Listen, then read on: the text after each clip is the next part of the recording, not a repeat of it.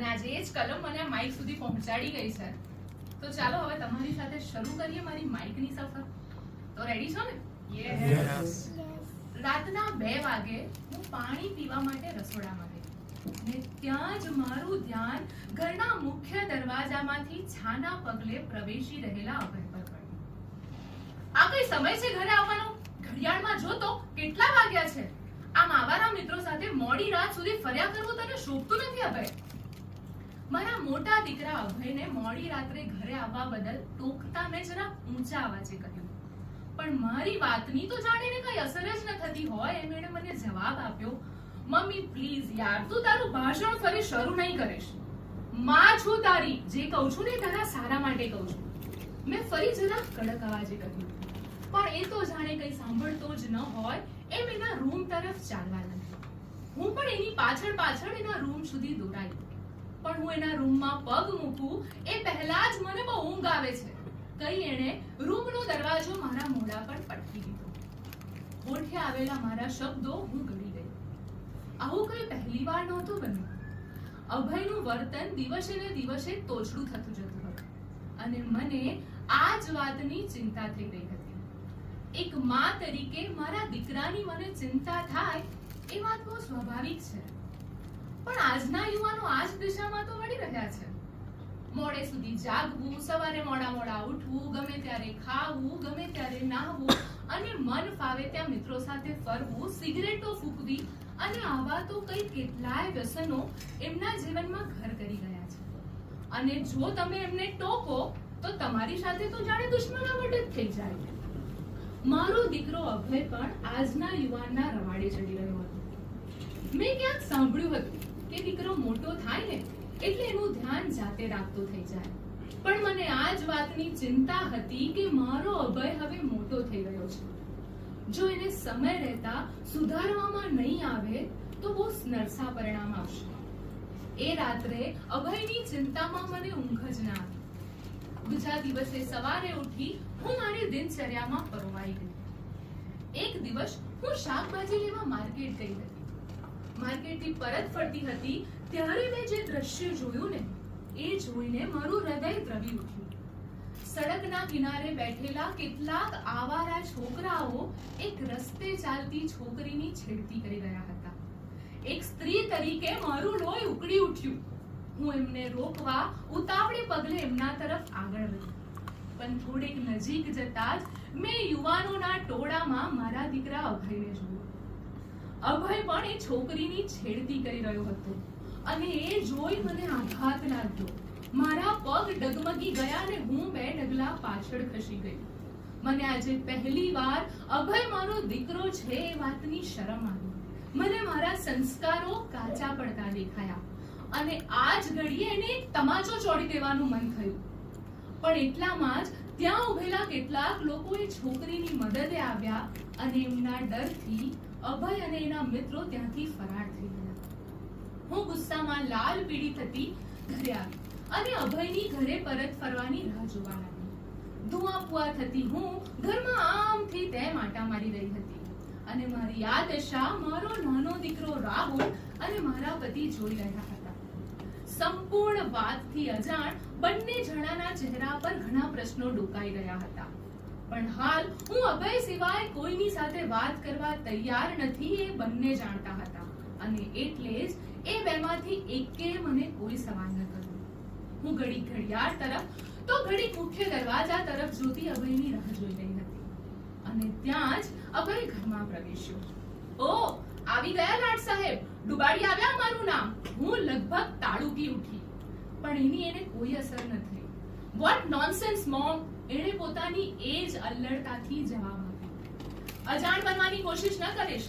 તું જ્યારે તારી આવારગી ભર બજારે પેલી છોકરીની છેડતી કરીને દર્શાવી રહ્યો હતો ને ત્યારે હું ત્યાં જ હતી. મેં એના કારનામાં એની સામે છટા કરી. મને એમ હતું કે શરમથી એની આંખો ઝૂકી જશે, પણ એવું કંઈ બન્યું નહીં. ઉલટાનું એનો બચાવ કરતા એણે મને કહ્યું, મમ્મી અમે મસ્તી કરી રહ્યા હતા. અને એ સાંભળીને મારો પારો આસમાને પહોંચી ગયો. એક છોકરીની ભર બજારે છેડતી કરવાને મસ્તીનું નામ કઈ રીતે આપી શકે?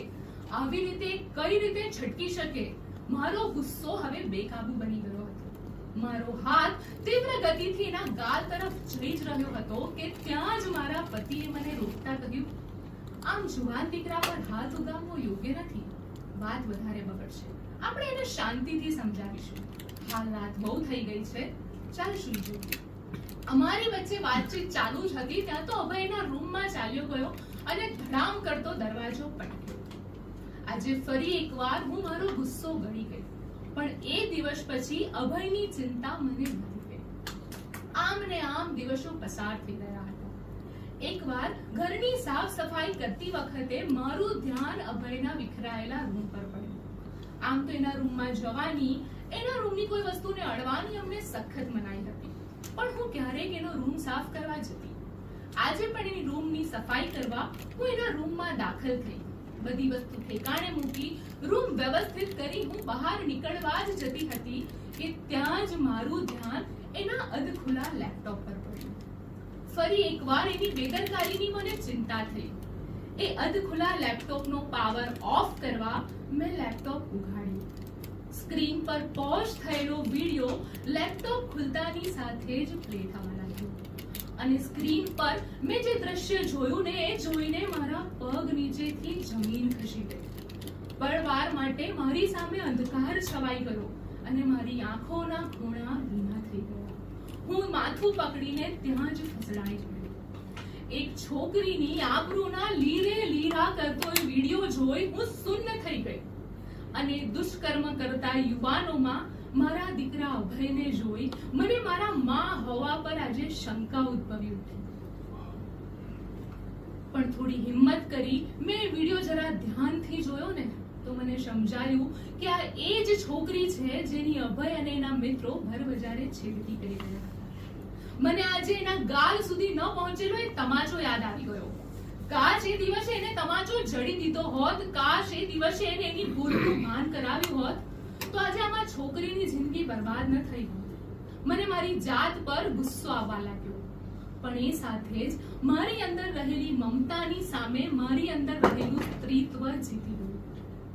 શું થઈ હશે એ છોકરીની હાલત, કઈ પરિસ્થિતિમાં હશે, અને આવા તો કઈ કેટલાય વિચારો મારા મન મગજ પર હાવી થવા લાગ્યા. એક નિર્દોષ છોકરી સાથે થયેલો અન્યાય તો ન જ જીરવી શકાય એવા મક્કમ નિર્ણય સાથે મેં ઘરમાં કોઈને કંઈ પણ કીધા વગર એ છોકરીની શોધ શરૂ કરી. થોડીક તપાસ કરી તો ખબર પડી કે એનું નામ શૈલી છે અને અભયની સાથે જ એની કોલેજમાં અભ્યાસ કરે છે. કોલેજના પ્રિન્સિપલની મદદથી એના ઘરનું સરનામું શોધતા મને વાર ન લાગી ને હું પહોંચી ગઈ સીધી એના ઘરે. એક ઊંડો શ્વાસ લઈ થોડીક હિંમત કરી ધ્રુજતા હાથે મેં ડોરબેલ પર હાથ મૂક્યો અને દરવાજો ખુલતાની સાથે જ મારી સામે મારી જ ઉંમરની એક સ્ત્રી ઊભી હતી. હા બોલો, કોનું કામ છે? એમણે પ્રશ્નાર્થ નજરે મારી સામે જોતા કહ્યું. જી શૈલી. શૈલી છે? મારે એને મળવું છે, મેં ખૂબ જ ધીમા અવાજે કહ્યું. પણ શૈલીનું નામ સાંભળતા જ એ સ્ત્રીના કપાળે પરસેવો વાજી ગયો. એમણે ગભરાયેલા અવાજે કહ્યું, શૈલી? ના ના, શૈલી તો નથી, વેકેશન કરવા ગઈ છે, આવે ને ત્યારે આવજો. અને એ જ ગભરાયેલા સ્વરે દરવાજો બંધ કરવા જ જતા હતા કે ત્યાં જ મેં એમને રોકતા કહ્યું, હું જાણું છું કે શૈલી ઘરમાં જ છે, પ્લીઝ મારું એને મળવું બહુ જરૂરી છે, હું એની મદદ કરવા માંગુ છું, હું એની સાથે થયેલા દુષ્કર્મ તે જાણું છું. હું એક સાથે ઘણું બધું બોલી ગઈને મારી વાત સાંભળીને મને શૈલીને મળવાની પરવાનગી આપતા એ સ્ત્રીએ કહ્યું, આવો, આ તરફના રૂમમાં છે શૈલી. અને હું એમની પાછળ શૈલીના રૂમ સુધી પહોંચી ગઈ. રૂમની બરાબર વચ્ચે ગોઠવેલા બેડની કિનારી પર બેસી બારીમાંથી પ્રવેશતા સૂર્ય કિરણોને શૂન્ય મનસ્ક બની તાકી રહેલી અને સંપૂર્ણ ભાવવિહીન એ શૈલીને જોઈને મારું હૃદય દ્રવી ઉઠ્યું. મને મારા અભય પર એ દિવસે ઘિન ઉત્પન્ન થવા લાગી. એના હાથ અને ચહેરા પર પડેલા ઉજરડા એ હવસખોરો એને કઈ રીતે પીખી નાખી હશે ને એની સાબિતી આપવા માટે પૂરતા હતા. પણ એથી પણ વધુ ઘા પહોંચ્યા હતા એના હૃદયને. એની આબરૂની સાથે સાથે એનો આત્મવિશ્વાસ પણ એ હવસખોરોએ લૂંટી લીધો હતો. અને એ જોઈ ખરેખર મને ખૂબ જ દુઃખ થયું. એ હાલ કંઈ પણ બોલી ન શકે એવી પરિસ્થિતિમાં હતી. આવું બન્યું છે ને ત્યારનું કંઈ બોલતી જ નથી, સાવ સૂન થઈ ગઈ છે. એની મમ્મીએ મને રડમસ અવાજે કહ્યું ને એ સાંભળીને મારાથી પણ રડી પડ્યું. પણ થોડી હિંમત કરી શૈલીનો હાથ મારા હાથમાં લઈ મેં કહ્યું, શૈલી, હું તારી મદદ કરવા માંગુ છું. હું અભયની મમ્મી છું. પણ અભયનું નામ સાંભળતા જ શૈલીના ચહેરા પર ડરની રેખા ઉપસી આવી. એણે પોતાના બંને પગ ભેગા કરીને એના ઉપર બને એટલા જોરથી હાથ ભીસી દીધા અને જોર જોરથી રડવા લાગી. મેં એના માથે હાથ ફેરવતા કહ્યું, એ નરાધમોને સજા મળવી જ જોઈએ. ને આવું બોલતા બોલતા તો મને ગુસ્સો આવી ગયો. પણ આંટી, હું કઈ બોલીશ ને તો એ લોકો મારો વિડીયો વાયરલ કરી દેશે. એણે રડતા રડતા જ કહ્યું ને ફરી એ રડવા લાગી. નહીં કરી શકે. એ વિડીયો હાલ મારી પાસે છે. ચાલ મારી સાથે પોલીસ સ્ટેશન, આપણે એમના વિરુદ્ધ ફરિયાદ કરીશું. મેં જરા જુસ્સામાં કહ્યું ને મારો એ જુસ્સો જાણે શૈલીમાં હિંમત ભરી ગયો. એણે હિંમત દાખવતા કહ્યું, હા, હું એ નરાધમોને નહીં છોડું. હું એમને સજા અપાવીશ જ અને હું પોલીસ ફરિયાદ કરીશ જ. એ પછી અમે બંને પોલીસ સ્ટેશન જવા રવાના થયા. પણ ત્યાં જ મને રોકતા એની મમ્મીએ કહ્યું, આ તમે શું કરો છો? શા માટે ભડકાવો છો મારી છોકરીને? પોલીસ સ્ટેશન જશો તો લોકો શું કહેશે? તમારું તો કઈ નહીં જાય અભયની મમ્મી, પણ અમારી આબરૂના ધજાગરા થશે. હું કઈ સમજું કઈ બોલું એ પહેલા જ શૈલી બોલી ઉઠી, મમ્મી, મારી લૂંટાયેલી આબરૂ કરતા લોકો શું કહેશે વધારે મહત્વનું છે. અને એનો એ ધારદાર સવાલ શૈલીની મમ્મીનું મોઢું બંધ કરાવવા માટે પૂરતો હતો. એ પછી અમે બંને પોલીસ સ્ટેશન પહોંચ્યા. શૈલીની મદદ માટે એના માતા પિતા પણ પોલીસ સ્ટેશન આવી ચડ્યા. અમે અભય અને એના મિત્રો વિરુદ્ધ ફરિયાદ કરી અને પુરાવા તરીકે પેલો વિડીયો પણ પોલીસ ઇન્સ્પેક્ટરને સોંપ્યો. પોલીસ અધિકારીએ તાત્કાલિક જ પગલાં લેતા અભય અને એના મિત્રોની ધરપકડનો આદેશ આપ્યો. હું શૈલીને એના ઘરે મૂકી મારા ઘરે પરત આવી. ઘરે પરત આવી ત્યારે મારા પતિ ચિંતાતુર અવાજમાં અભયની ધરપકડ અંગે કોઈની સાથે વાત કરી રહ્યા હતા. મને જોતા જ એમણે ફોન મૂક્યો અને મને અભયની ધરપકડની વાત કરી. સામે મેં પણ એમને સઘળી હકીકત જણાવી. પહેલા તો વાત સાંભળીને વિફર્યા. પોતાના સગા દીકરાને જેલ ભેગું કરવા બદલ મને કંઈ કેટલાય કડવા શબ્દો કહ્યા. પણ જ્યારે મગજ શાંત થયું, સારા નરસાનું ભાન થયું, ત્યારે એમને મારો અભયને પોલીસને હવાલે કરવાનો નિર્ણય સ્વીકારી લીધો. કોર્ટમાં કેસ ચાલ્યો. અમે અભયને બચાવવાનો એક પણ પ્રયત્ન ન કર્યો. એના અપરાધ બદલ એને સજા મળવી જ જોઈએ એવો મારો અને મારા પતિનો મક્કમ નિર્ણય હતો. ને આખરે અભયને સજા ફરમાવવામાં આવી. જતા જતા અભય કરગરી રહ્યો હતો. એની અલ્લડતા ભરેલી આંખોમાં એને બચાવી લેવાની વિનંતી હતી. એને એની ભૂલનું ભાન થઈ રહ્યું હતું. પણ મારી એના માટેની મમતા હવે મરી પરવારી હતી. એક સ્ત્રીનું માન ન જાળવી શકે એવા વ્યક્તિ માટે હું દયાભાવ ન કેળવી શકું. પોલીસ વાનમાં બેઠેલા અભયને છેલ્લી વાર જોવાની પણ મેં પરવા ન કરી. મને શૈલીને ન્યાય અપાવ્યાનો આનંદ હતો. એ પછી હું અને મારા પતિ ઘરે આવ્યા. બીજા દિવસે અમે અમારી દિનચર્યામાં ગોઠવવા માટે એકબીજાની જાતને મથી રહ્યા હતા. હું શાકભાજી લેવા માર્કેટ ગઈ ત્યારે માર્કેટમાં ફરતી દરેક નજર મારા પર જ ટેકવાયેલી હતી અને દરેક નજરમાં તિરસ્કારના ભાવ હતા. હું કંઈક સમજી શકું એ પહેલા જ મારા કાને કેટલાક શબ્દો સંભળાયા. આ તો પેલા અભયની મમ્મી છે ને? હા, પેલો રેપિસ્ટ અભય. કઈ શરમ જેવું છે કે નહીં? દીકરો આવા કાળા કામ કરે અને માં શરમ ફરવા નીકળી પડી છે. નક્કી સંસ્કારમાં જ કઈ કમી હશે તો જ આવા કપૂત પાકે. અને આવા કઈ કેટલાય શબ્દો સાંભળી મારી આંખમાં આંસુ આવી ગયા. મને શૈલીની મમ્મીના એ શબ્દો યાદ આવી ગયા કે તમારું તો કઈ નહીં જાય અભયની મમ્મી, અમારી આબરૂના ધજાગરા થશે. આજે મેં મારું માન સન્માન સરેઆમ લૂંટાતું જોયું. હું નજર નીચી કરીને ઘરે આવી. ઘરે આવી ત્યારે રાહુલ ઘરમાં જ હતો. ગભરાયેલો હતો. મને જોતા જ વળગી પડ્યો. મમ્મી, કાલથી હું સ્કૂલે નહીં જાઉં કહીને એ જોર જોરથી રડવા લાગી. શાળાના મિત્રો દ્વારા અભયને કારણે એનું અપમાન કરવામાં આવ્યું હતું. થોડી જ વારમાં અભયના પપ્પાએ પણ ઘરમાં લટકતા મોઢે પગ મૂક્યો. એમના સ્ટાફના મિત્રો સામે અભયને કારણે આંખ મેળવીને ન જોઈ શક્યા ને પરિણામે એમને નોકરીમાંથી રાજીનામું આપ્યું. મારા માટે, મારા પરિવાર માટે લોકોની નજરમાં તિરસ્કાર, ઘૃણા અને ગુસ્સાના ભાવ તરવરતા હતા.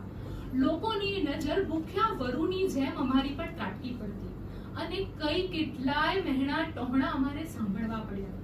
મારા સંસ્કારને વગોતાએ લોકોને કઈ રીતે સમજાવવું કે કઈ માં પોતાના છોકરાને રેપિસ્ટ બનવાના સંસ્કાર આપતી હશે, કઈ માં પોતાના છોકરાને અન્યની દીકરીનું માન ન જાળવવાના સંસ્કાર આપતી હશે, કયા મા બાપ એવા હશે કે જે પોતાના સંતાનને જેલવાસ ભોગવતા જોઈ શકે. આજે એ વાતને વીતે 1 વર્ષ થઈ ગયું છે. અમે શહેર છોડીને અન્ય જગ્યાએ વસવાટ શરૂ કર્યો છે. આસપાસના લોકો અને શાળાના મિત્રો દ્વારા થયેલા અપમાનને કારણે મારો નાનો દીકરો રાહુલ ડિપ્રેશનનો ભોગ બન્યો હતો. માંડ અમે એને એમાંથી ઉગારી શક્યા છે અને અહીંની શાળામાં જતો કર્યો છે. અભયના પપ્પાએ પણ અહીં એક નાનકડી નોકરી સ્વીકારી લીધી છે. જેમ તેમ કરીને અમે અમારું જીવન થાળે પાડવાનો પ્રયત્ન કરી રહ્યા છીએ. પણ આજે પણ જ્યારે ઘરની બહાર નીકળું છું ને ત્યારે મારા પર ફરતી દરેક નજરમાં મને એક જ સંબોધન દેખાય છે, રેપિસ્ટની માં. પણ સાચું કહું, મને સંબોધનથી કઈ ફેર નથી પડતો. મને એ વાતનો આનંદ છે કે દુનિયા ભલે મને રેપિસ્ટની માં કહે, પણ હું એક છોકરીને ન્યાય અપાવી શકું છું. શૈલીનો એ લૂંટાયેલો આબરૂ તો પાછી ન અપાવી શકાય, પણ એનો લૂંટાયેલો આત્મવિશ્વાસ હું ચોક્કસ પાછો અપાવી શકી છું. મારા લોહીના સંબંધો માનવતાના સંબંધો પર હાવી નથી થયા એ વાતનો મને મારા પર અને મારા પરિવાર પર છેલ્લા શ્વાસ સુધી ગર્વ રહેશે. તો ચાલો હવે હું જાઉં. હજુ મારે ઘણા સંઘર્ષ કરવાના બાકી છે.